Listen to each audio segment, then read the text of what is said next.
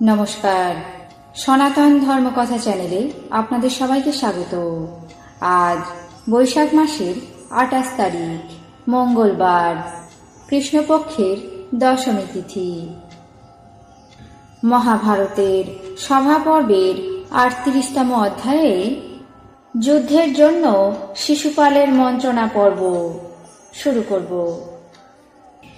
নারায়ণং নমস্কৃত্য নরং চৈব নরোত্তমং দেবীং সরস্বতীং ব্যাসাং ততো জয়মুদীরয়েৎ। ঋষি বৈশম্পায়ন বললেন, ভীষ্ম যুধিষ্ঠিরকে নানাভাবে বুঝিয়ে তাকে নিবৃত্ত করলেন।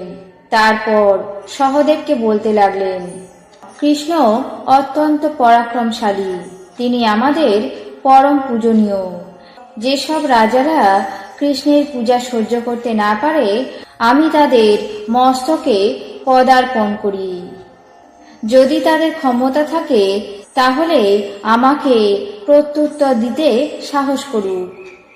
যারা বুদ্ধিমান, সদাসৎ বিবেচনা করতে সমর্থ, সেই সব রাজারা অবশ্যই কৃষ্ণের পূজা করতে চাইবেন। সহদেব এমন কথা শুনে গর্বিত হল। তারপর সেই সমস্ত অভিমানপূর্ণ মহাবলী রাজাগণ কেউই ভীষ্মের সামনে অস্ত্র ধারণ করতে সাহস করলেন না। তারপর সহদেবের মস্তকে পুষ্পবৃষ্টি হতে লাগল এবং আকাশবাণী তাকে সাধুবাদ করতে লাগল। সর্বজ্ঞ সর্বসংশয়চ্ছেদী নারদ সবার সামনে বললেন, যারা পদ্ম পলাশলোচন কৃষ্ণের আরাধনায় বিমুখ হবে, সেই নরাধমের সঙ্গে জীবিত এবং মৃত্যুর সময়ে তাদের সঙ্গে বাক্যালাপ করতে নেই। ব্রাহ্মণ ক্ষত্রিয় বিশেষজ্ঞ সহদেব জনগণের পূজা করে কর্ম সম্পন্ন করলেন।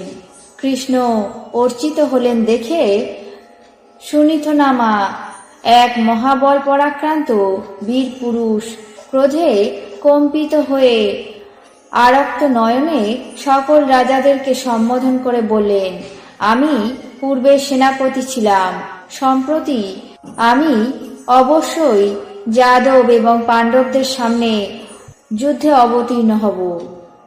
চেদিরাজ শিশুপাল রাজাদের অবিচলিত উৎসাহ দেখে আরো যুদ্ধের জন্য উৎসাহিত করতে লাগলেন এবং রাজাদের সঙ্গে মন্ত্রণা করতে লাগলেন, যাতে যুধিষ্ঠিরের অভিষেক এবং কৃষ্ণের পূজা না হয়। রাজাগণ নির্বেদ প্রযুক্ত ক্রোধ পরবশ হয়ে মন্ত্রণা করছেন দেখে কৃষ্ণ স্পষ্টই বুঝতে পারলেন যে তারা যুদ্ধের পরামর্শ করছেন।